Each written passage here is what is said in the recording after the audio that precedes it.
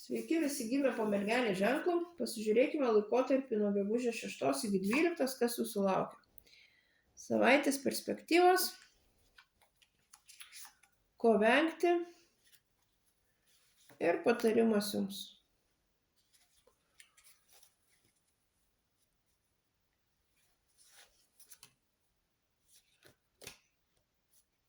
Šią savaitę mergelės bus užsiėmę gal šeimos reikalais, bus tokios gana jautrios, kūrybingos, gal panašu, kad galite aplankyti ar turėti kažkokiu tai reikalų su savo ar tėvu, ar seneliu, žodžiu, su labai artimais šeimos vyrais, gal jų reikalus kažkokius tai spręsit. Galbūt turit draugų, tokių švelnesnių gal,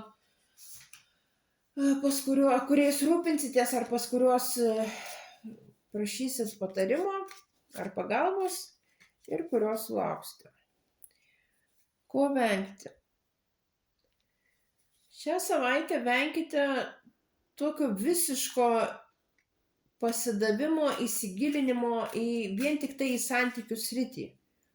Tiesiog jūs ten to srity visiškai pamesit save. Rūpinti santykiais, aišku, reikia, tiek nebūtinai tai meilės santykiai, čia santykiai yra plačiaja prasme, bet tiesiog neįsigilinkit iki tokio lygio, kad viską pamiršit aplinkui. Ir patarimas jums: